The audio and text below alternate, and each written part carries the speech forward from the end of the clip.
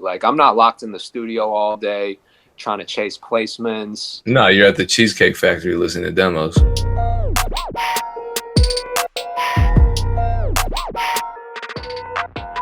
You are now listening to the Music Entrepreneur Club podcast. My name is DJ Payne One. I'm joined by Dame Ritter and Kato on the track. We've come a long way since episode 1. Things have really evolved, and I'm proud to see it happen. Thank you all for sticking with us for so long. Let's kick things off with some news. What's going down with music? Who wants to start? Let's go. Let's start off with your topic. Well, I wanted to talk about something that happened a while ago. We're a little late on it.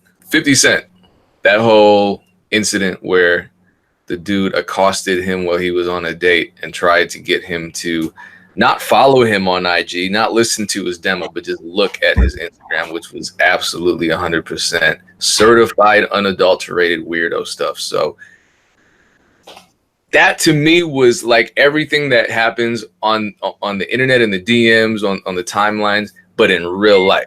So when someone just sends me a DM with nothing but a SoundCloud link, or when someone tweets me and says, support, like, follow, and I don't know who they are, and I'm just trying to live my life and not deal with all that. This is the real life version of what's going on the internet. Yep. Bro, people got to understand, man. Like, as soon as I saw it, like, it triggered something inside of me because I get that all day long in my DMs. But for that to happen in person, I can only imagine how 50 was fit. Like, he looked like he was about to fight the dude, and I don't blame him. You know, like, that shit is just like, I just don't understand how, even if I'm like, to me, even if I'm a fan of someone, right, and I don't even want them to check out my music, check out my Instagram, if I just see someone that I'm a fan of, I won't even go up to them like that to just tell them that I appreciate them, you know, let alone like, yo, check out my Instagram, like, check out my music. This shit is just like weird to me. I don't know. Yeah. Well, I think, you know, a lot of, and this cat didn't even look that young, so I can't attribute it to him being young, but I think there's so much interaction on social media these days and so little in person that people don't really understand what's okay and what's not. Like, it's not learned behavior, you know, because prior to the internet, where we didn't have just social media interaction, we were forced to get out and shake hands and look people in their eye and things like that. So you learn a little bit better of what's appropriate and what's not. So I think that there's some of that. And I think it's also just not understanding from the other person's perspective, only being able to see from your lens, like what you want, right? So you want this person to pay attention to your music, your Instagram or whatever, but you're not even stopping to think about, okay, how is this person going to receive this energy from me? Am I being too aggressive? And it's just all me, as opposed to like being able to stop and think, okay, this person's on a date. How would I feel if I was on a date being approached by this person? I think it's a very selfish mentality. So I think that, coupled with, you know, just being on the internet all the time, is really forcing some awkward in-person interactions. But is that not common sense though? I feel like it's common sense. It should be. I mean, a lot of things we think should be common sense. I mean, a lot of stuff we see on the internet, you know, should be common sense, but it's not. You know, because the guy even said, I just want you to look at my Instagram. And I think that's the way we all get approached, right? Like, everybody just wants us to do this little thing, not understanding that, you know, we might be approached by a lot of people asking us to do a little thing. So even if it might take 30 seconds or a minute or 5 minutes to check out this one person's thing, we get asked that 50 times a week. 50 times 50 minutes. I mean, 50 times 5 minutes is a lot of minutes. And they don't understand that perspective, you know, and they just don't understand that person doesn't owe you a second. It doesn't owe you, you know, 10 seconds, and you shouldn't get upset and you shouldn't take it personal if you don't get the reaction that you want. All right, but playing devil's advocate, let's say 50 Cent did the right thing and actually checked the guy's Instagram. I'm being sarcastic, by the way. What did the guy expect to happen from him looking at his Instagram? Because it's a weird thing to ask. It's not listen to my demo. It's not can I have a meeting with you? When we're talking about networking, we're going to talk about that a lot on the tour that we're going on, MECtour.com. But what is the goal of this networking interaction? Are you just running into, you know what I mean? Well, there's clearly, 50 Cent. Look at my IG. That's all. I just need you to look at my IG. No, he doesn't. No, there's no way in his head he's thinking, I just need 50 to look at my IG, and that's going to make my whole night. He wanted something else. You can't be that weird. Maybe you can. There are a lot of weirdos out there, but no, I mean, I think the problem is that he didn't think this through. Like you and I, like any part of it. Like we clearly, before we approach someone, we're going to think about, okay, what's our ultimate goal? Like, what are we trying to do? What are we going to say? What do we want to happen from this interaction? And I think that's the problem. I don't know how old he was, but he clearly just didn't think it through. He probably was walking by or just saw like 50 at the corner of his eye, like coming out of the restaurant, and he just ran up to him and thought of the first thing that popped into his head, which is check out my Instagram. You know, that's what I'm thinking probably happened, but there's no way he thought that through.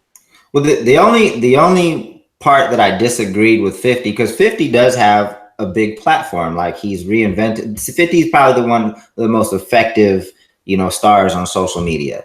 And he was like, what's him checking out his IG going to do? If he did see something on his Instagram and he did repost it, it would have gotten him a lot of exposure if it's put on his, but he didn't ask him anything specific. I didn't hear. He just said, check out my Instagram.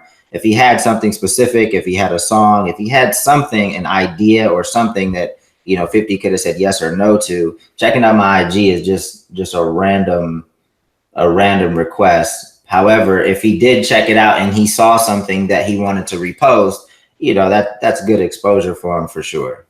Well, let's make this a teachable moment then. Would there have been a proper way to approach 50 and where he's asking the same thing, but it actually, made 50 check him out? Like, how could he have approached the situation? Well, I mean, I probably would have noticed he was on a date and I wouldn't even approach him. However, if you're like, man, this is my only shot, I don't know if I'll ever see 50 Cent again, and I have something specific that I'd like to ask him, I would have asked him first if it was okay to address him at that moment. And if he said no, I would have just backed up. But me personally, I probably wouldn't have approached him in the first place, knowing that it was a personal moment for him. I wouldn't have approached him. But if you do, you should just ask them if it's okay. And if they say no, then just leave. Well, here's what I'll say, and this is going to sound mean, but everything I say sounds mean apparently. But if all you have is the fact that you rap, or the fact that you make beats, or the fact that you're trying to get into the game, maybe don't approach anybody, because that's not anything unique.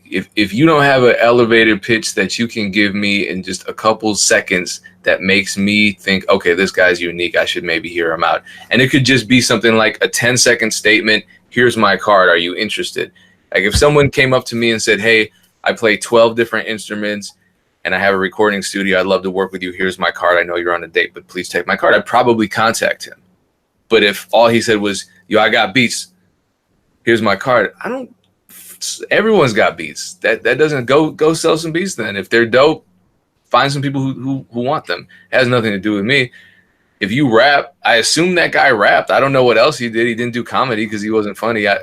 Maybe he had beats, but he didn't tell 50 any of that. He just said, or maybe, I don't know, did he rap? Regardless, that's not unique. And people have to understand that just because you rap, or just because you make beats, or just because you do X, Y, and Z that hundreds of thousands, if not millions of other people do, that doesn't give you any kind of unique selling proposition to approach people. They're not going to care. 50 Cent raps. He raps pretty well. He's kind of famous for rap. So you telling him that you rap too doesn't mean anything. Right. The other super weird part of this is the fact that I'm assuming it was his homie was filming it in the first place. Like, why are you filming? I mean, I know why he's filming the moment, but again, a personal moment, somebody that probably doesn't want to be filmed right now, you're approaching him and having your homie film the moment. You're thinking about it just from your perspective. How many likes am I going to get on this video? Right. Look at this. Even if it goes wrong, and 50 Cent might look stupid, and then I get to post it, and then I get, some clout from this video. That's just a very immature way to approach something if you're really trying to get something accomplished. And I guess the last part that I would just say is like, just know who you're approaching in the first place, because honestly, like, and I'm not just saying this, but I want to use this as an example. Like a lot of times when me and my girl go out,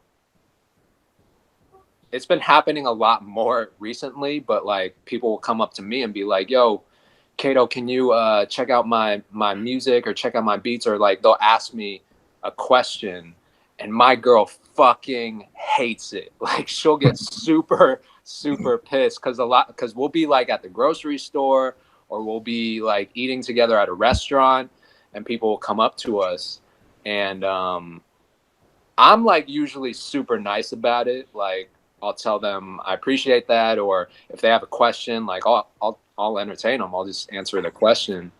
So if that kid would have come up to me in public, I might have been like, yeah, play it for me.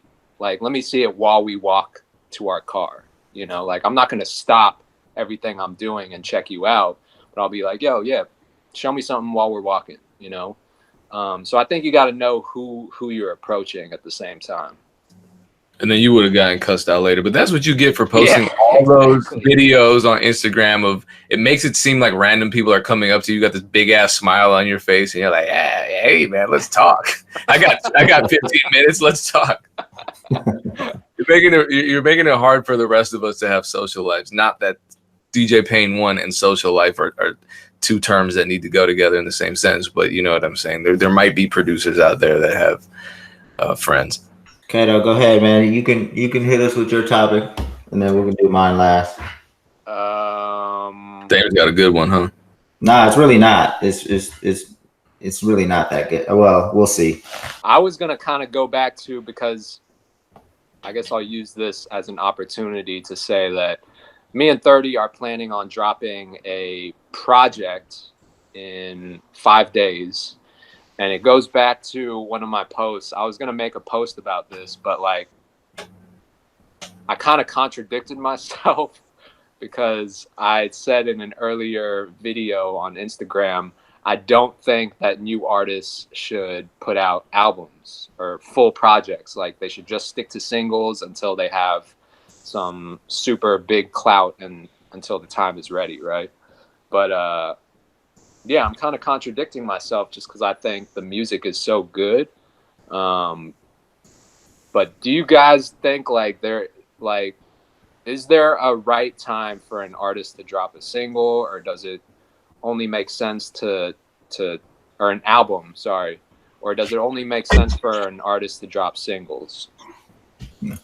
Well, me personally, man, I still, believe in albums. I think albums are relevant, and I think I've said this before in one of our IG posts on the Music Entrepreneur Club, because I feel like, and I'm not an artist myself, but I feel like for a lot of artists, an album packages a moment in time, right? So that time may not ever come again. So if you're going through some experiences, going through some feelings that you want to package up and put in an album right then and there, because that's what you were going through at the moment, just artistically, I think an album would make sense, because you might not be in that space to capture those feelings again. And because it's going to just live on Spotify, live on Apple Music, once you do get traction, people will go back and see what you did before. And if you had some dope stuff, so I don't think it's terrible to just put out albums early. It just depends on the artist. So I'm never really against it. It's just that the trend now is to build up some momentum using singles, and then when there's demand, create an album. I mean, I think that can make sense too. To me, again, it just depends on the artist, artistically, what he or she wants, and how they create. You know, there's nothing wrong with putting out an album, so I wouldn't be against it. But I do know that if you drop an album, you know, and nobody hears it, and you never create that momentum, it could just be lost forever. You know, and I would say that when you do drop an album, we have the ability now to continue to breathe life into things that were maybe dormant or didn't pick up steam. I've seen people re-release albums, you know, take songs down, release them later. You have options, and there's ways to breathe life into things that you've put out previously if they didn't hit the right mark the first time, and you felt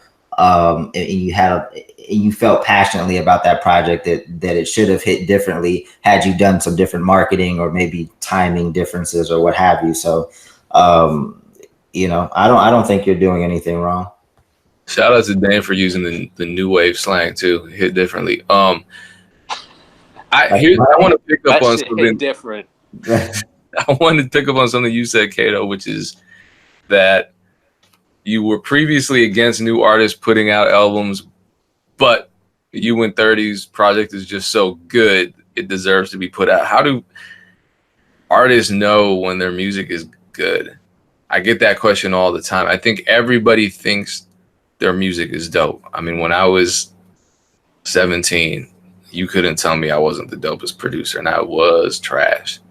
That's true. So, and I'm not just saying this as a barb. I'm saying, of course, your music with 30 is good, but you're Kato on a track. Well, exactly.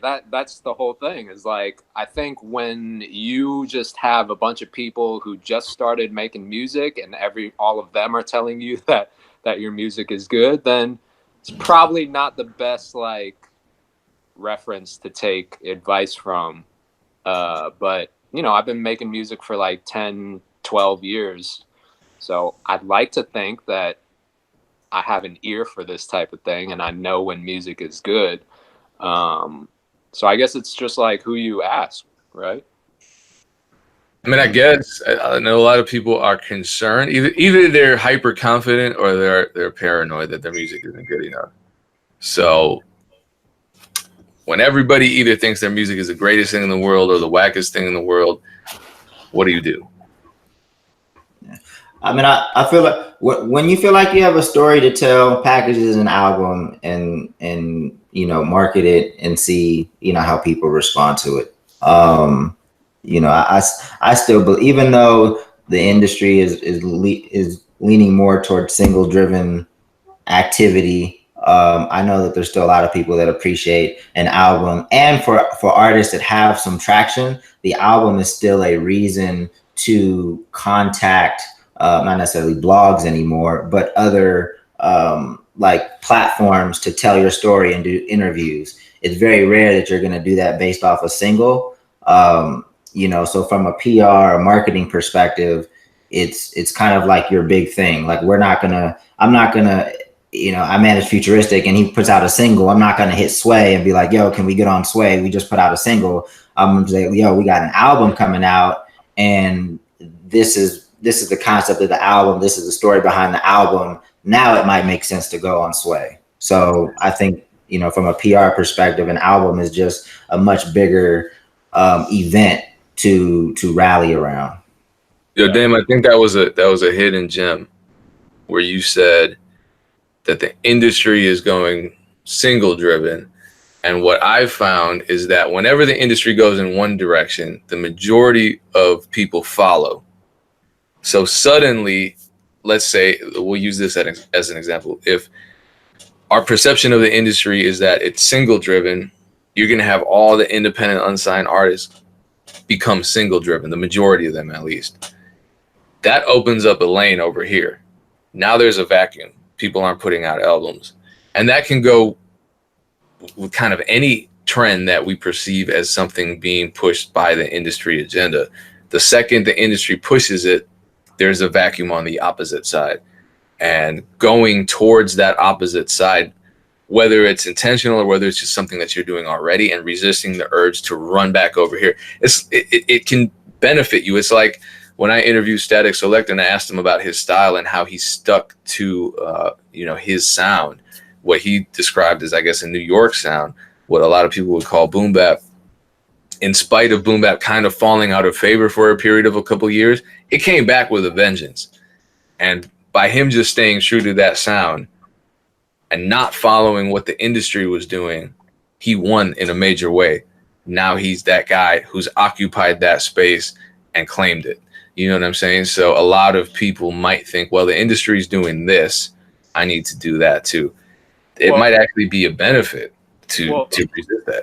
It isn't part of the reason why it's a singles driven industry right now, because of platforms like Spotify, who seem to favor like even not just singles, but like shorter songs. Like it's almost like people are playing to the algorithms of Spotify, just so that they can get their streams up. Yeah, they are. I mean, I think a lot of labels are forcing artists to play a game that kind of just games the algorithm. But I was reading an article recently that says that, and I forget the percentage, but a majority of the revenue being created on these platforms is from back catalog. And even for independent artists, if you're able to build a loyal fan base. So I use Futuristic as an example. He doesn't have any like big singles or crazy singles, but he stays at 1.2, 1.3 monthly, 1.2 or 1.2 million monthly listeners on Spotify consistently every month. But that's because he has such a loyal fan base and he's consistently putting out music. And I wouldn't necessarily say it's about putting out singles, but it's just about building that loyalty among your base. And that's what's been fruitful for him. And I think for a lot of independent artists in that same space, it's not about necessarily chasing a single. It's about, growing a loyal fan base. And that's what you should be focusing on, not chasing a single. Right. And I think that albums help that. I think albums help create that connection with your audience, because, you're typically kind of communicating a story through an album, and you're telling your story, and your fan base is getting to know who you are, and that's part of how you develop that loyal fan base. Well, what do you think is the right frequency to drop music? I think every artist is going to be different. I think you gotta, again, it goes back to, how fast can you do it, or do you have the ability to put out quality music, and just gauging from your fans how they respond to, most fans of artists want music every hour, but I think it's just kind of taking a temperature on what your fans are responding to, coupled with understanding how Spotify's algorithm works too, because you want to keep putting out music to give people a reason to go back to your Spotify page and remind people that you have this catalog of music. And it's for the algorithms on Spotify, to keep you in the Discover Weeklies and the release radars and those algorithmic playlists. You want that continuous activity. So it's twofold for sure. Okay, so the whole algorithm thing is one of those conversations that's kind of dominating the landscape. And I understand why, because we're all chasing the algorithm. It changes all the time. But the fact that it changes, I feel like should show us that maybe there's something more than that. And I know we know this, but a lot of people who are chasing the algorithm focus more on the algorithm than people.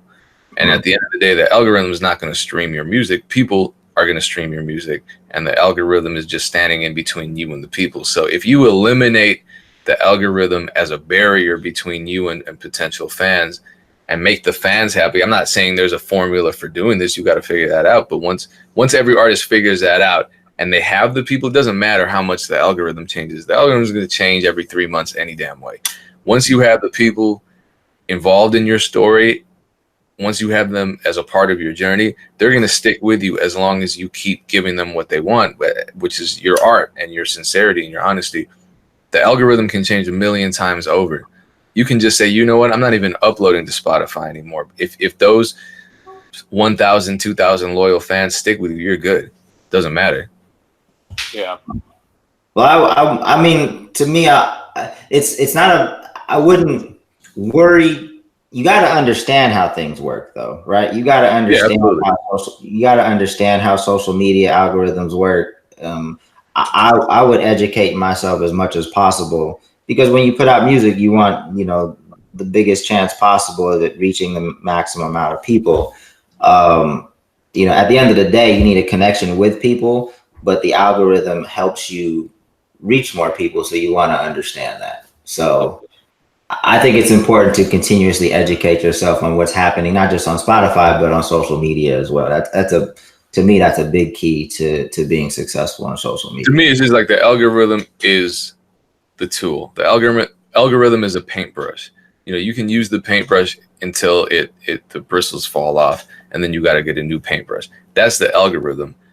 But the skill of painting, that's your fan base. That's going to stick with you forever as long as you master it, and as long as you treat it with sincerity. People just focus too much on the numbers and the algorithm. The numbers are important because there are real people behind the numbers, and there are real people using the algorithm, but don't put the algorithm first, is all I'm saying. See it for what it is, understand it, and it's going to change, so it's going to confuse you. No one really understands it. You only get to learn as much as you can, and then by the time you're done learning it, it changes on you. And if you don't want to chase your tail forever, you're going to find a way to get the people involved more than you are investing your energy just trying to figure out why YouTube's not showing your videos or why Spotify's not playlisting you, that kind of thing. Yeah. You lost me with the analogy, but but I mean, you gotta make dope stuff at the end of the day. Always. But yeah. But anyway, man, the last topic I wanted to touch briefly on management. Kind of a general conversation, contrary to what probably a lot of Hobson fans think. A lot of people still hit me up in my messages asking me to manage them, and I'm really not trying to manage any artists outside of Futuristic. The stuff that me and Futuristic are doing, it's going well. It's a lot easier for me to deal with. And I know a lot of people that were once managers that are getting out of the management game, and I think that artists need to better understand what a manager does, how they can attract a manager, because a lot of people are going about it the wrong way. And in a couple of weeks, we're going to have a special session on the MEC with Mark Tavern and a manager from Canada, actually a big time. I didn't know who he was until he responded to one of our tweets on Twitter, but his name is Jake Gold. I think he was one of the hosts on Canadian Idol, and he's a big time manager in Canada. But we're going to have a discussion about how the manager role has evolved, and it's going to be a special session. We'll probably make it public. But anyway, going back to the discussion that I want to have today, is I wanted to ask you guys, and I know, but for the podcast, like, do you guys have managers? How did you guys get managed? Because we want to help some of these young people understand like what a manager does, so we can set expectations and how they could potentially attract one. Because I see a lot of people going about it the wrong way. So do you guys use managers at the moment? And I know, Payne, you've had an experience actually being a manager, but do you guys have managers at the moment? And do you feel you need one if you don't have one? Kato has a manager that tells him to talk to every damn buddy that approaches him on the street. Here's my thing, bro. I'm not gonna keep a manager around just for the look of it, or just so I can say that I have a manager. Even if they're like gonna be doing simple stuff like checking emails, like I can do that, or I can get an intern or an assistant. I feel like it only makes sense when it's almost truly like a partnership. If there's a very clear mutual understanding of the roles that a manager is going to take on, and it's worth it for both parties, then yeah, I think it makes sense. For me, I'm just so hands-on with my career, and I've always kind of been that way, that for a manager to step in and start, managing, they got to like really be able to understand what I want from my career and help in those ways. So, well, you had a manager for a split second. I remember. We don't need to name any names or bring anybody into this conversation, but I believe that was your manager. So why didn't that work out for you? Ultimately, I just felt like he or she did not understand the way I moved, because I'm not like a traditional producer, really. Like, I'm not locked in the studio all day trying to chase placements. No, you're at the Cheesecake Factory listening to demos. Yeah, exactly. And she didn't understand that I wanted to do that. So he or she, right? I think you said he or she, because he or she, yeah, he or she didn't understand that. Sounds like they didn't really understand their gender either. But we're still cool to this day. Like, I didn't let that kind of like sour our relationship. I just, we still see each other and we say what's up, and, we're still cool. But, yeah, you got to really understand like what I want from my career in order for you to step in and start managing, Yeah. And Payne, you don't have a manager currently, right? I feel manages me. I've had managers. I mean, I got people that manage certain aspects of my career, like booking, for example, because when the inquiries are coming in, I don't want to be the guy negotiating on my own behalf. I don't want to be the guy making sure the tech writer's all good. I don't want to deal with that stuff. So that's easier for somebody to step in and just get 20%. And that incentivizes them to get me more money because they're working for that 20%, but it's not a full-time job for them. I would feel bad, because here's the thing about management. And I when I started managing, I learned this, and I think we reposted that. There's a bunch of manager content now suddenly, which is dope, because a lot of the times we want to blame everything on the manager because we're artists. We focus on the art. We think our responsibility ends at creating art, and that everything else falls on a manager. And I see this all the time. I see people, rappers, whoever, articulate this. They'll say, I need a manager to do my social media, run my social media, to get me shows, to get me features, to shop me to labels, to build my brand, to help me with marketing. Bro, that's 6 things that are separate degree areas. So you want a manager who's basically doing the job of 6 people and has the expertise of 6 people, and you're paying him 20%, and right now you're making $0. You got to put it into perspective. That's evil.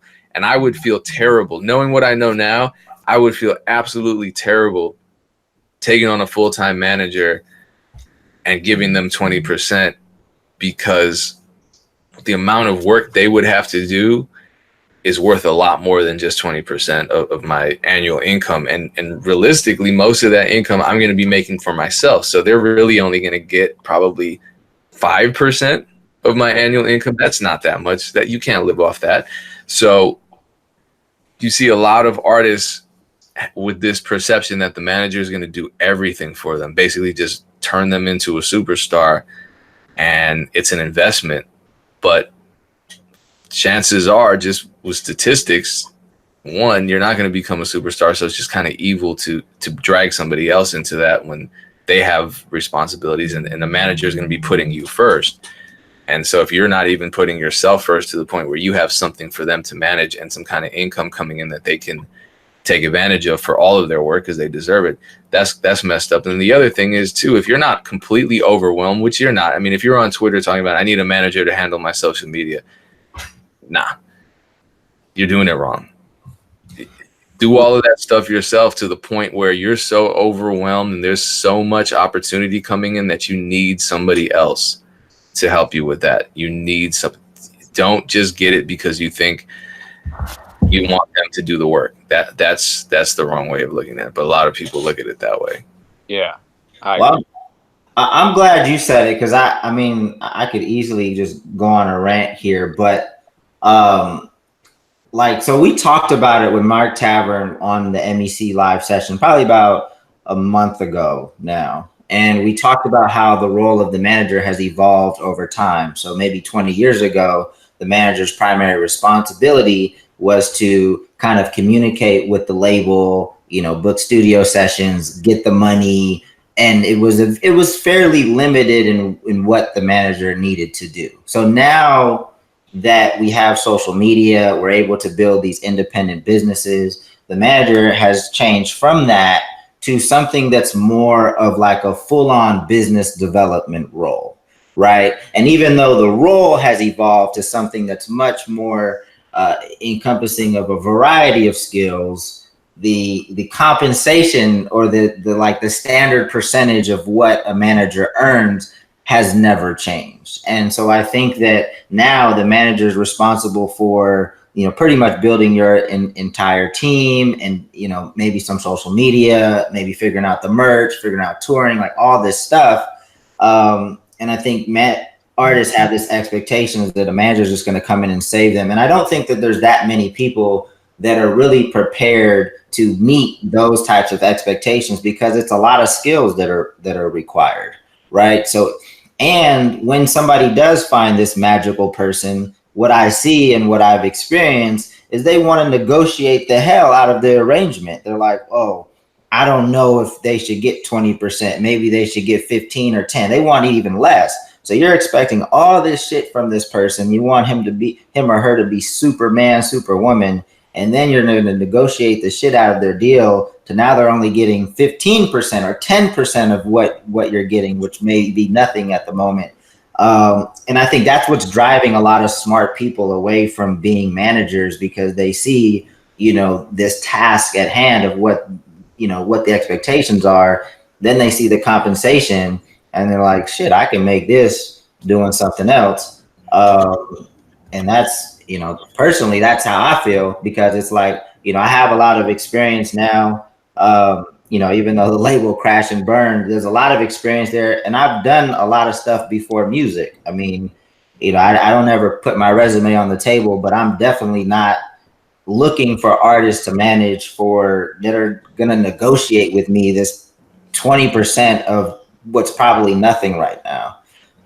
So I think that artists really needs to understand what a manager can do for them right now, understand the timing of when that person needs a manager, and really put into perspective what you're asking this person to do and how they're being compensated. Yeah, a good manager is like a fucking unicorn. they're pretty hard to. One of the things, you know, and I'm not gonna say that you know, like, one of the mistakes that I think Hop made was just thinking that manager is just a plug and play position, right? Like, you can't just plug and play anybody into these roles, whether it's a booking agent, whether it's a publicist, whether it's a manager. Like, there's good and bad people for all those roles, even people fulfilling your merchandise. Like, you have to understand what's a good booking agent versus a bad one, a good manager versus a bad one. These positions are crucial to you, to the success of your team. So you have to understand that it's not a plug and play. And I'm not saying anybody could do I'm not saying that there's nobody that can do what I can do, but you have to make sure that you put somebody that's capable in every role on your team, not just management. And I remember, I know a manager named Ray Daniels here in Atlanta, and he manages Rock City, who are some really successful artists, songwriters. They're not called Rock City anymore. They're called Planet 6 now. That's like their artist name or brand. I don't think they're actually doing that anymore. I think they go as Rock City now, again. But you know, I remember Ray saying, like, at some point after I've done all this work for my artists, they might decide that they don't even want me anymore. And so then, like, you're just kind of left with nothing. Like you're left after doing all that work, like putting all your time and energy, because it literally is like a glorified babysitter. Like you have to do a lot of hand holding, you have to put a lot of time, energy, investment into the person that you're managing. Yeah. Then they could just up and leave you one day. And they do often. They did it to Dame, they did it to me. Yeah, so that really, I mean, managers like have a really tough job. I mean, any music industry position is tough, but that one is like really really Yo, tough. then the worst part is, so you're a manager, right? You build this artist up, you provide structure for them, they start getting shows, they start making money, their fan base is galvanized, everybody's excited, they have a music career suddenly. That artist might start thinking, well, this is on the strength of me, this has nothing to do with my manager, I want to drop my manager. But the manager was smart. You're in a 2-year term with that manager, you have a year and a half left. All of a sudden, the manager is the bad guy. The manager has you locked in, the manager has you trapped, the manager owns you. And what do you have nowadays? You have social media. So you can go right to social media and start telling people, yeah, DJ Payne 1 has me trapped in a contract. He won't let me out. He's trying to take me for everything. He's trying to control me. When literally all I want you to do is put in more than an hour of work on your music career a week and sign some damn paperwork. This story sounds vaguely familiar. I don't know where I've heard this before, but I feel like I've heard this play out somewhere. Yeah. I mean, I think it's a common story. I mean, every situation is different. This did happen to me. I'm not talking about Dame, just for the record. No, I was around that era of Dame. Right. No, I mean, I think it happens a lot, you know, and sometimes, and as the public needs to know, like, they don't really know where the fault is, right? It's just, you typically believe who has the largest microphone. You know, but I've seen situations where the manager was more at fault, you know, for things crumbling down. I mean, I think every situation is just different. I think the reason I bring this topic up today is I feel like, you know, sometimes it's songwriters complaining that they're not being compensated. Sometimes it's producers complaining. I felt like we should complain for the managers one time for having a role that has expanded into so many different areas that require so many different capabilities with the same just to take that a step further, though, managers should complain. The problem with managers is they really play the background. So, I mean, even producers, we got the microphone right now, where traditionally we were in the background. Managers play the background, and so many people associate them with the industry and like suit and tie wearing industry dudes that, unfortunately, managers, you don't get the same sympathy that we get when we complain about what's going on in our careers. Yeah, Dame, step up your social media game, bro. You got to get out here in these streets. You got to humanize yourself. People got to feel sorry for you, and oh man, Dame is really but he's not a robot after all. There's already so much like publicity stacked against manager. There's movies that have been made. The skepticism that exists, that is just kind of the default, is right. The label did them wrong or the manager did them wrong, because we've seen the TLC story, we've seen the NWA movie, so there's already probably a movie. Yeah, the cards are already, the public already has this negative perception of business people in the music industry, even if you've done everything right. So me getting on social media, even if I had the biggest social media platform in the world, you know, the cards are already stacked. The perception is already that, you know, the business people are what's wrong with the music industry. Yeah. It is. That's a good point to end on, because that's something that people can marinate on. There are two sides to every story, and I certainly felt that the management went hand in hand with the evil music industry structure when I was coming up, and there's certainly a lot of evil to go around in the music business, and it doesn't always fall on the people that are handling the business. So once again, appreciate you tuning in to the Music Entrepreneur Club podcast. This is episode 2. My name is DJ Payne 1. Shout out to Dame Ritter. Shout out to Kato. I don't know why I'm shouting them out. They're in this, so they're just kind of stuck here. But Appreciate you guys being on. Shout out to everyone listening. We'll catch you. Appreciate you. We'll catch you next time right here. Same time, same place. Peace. Peace.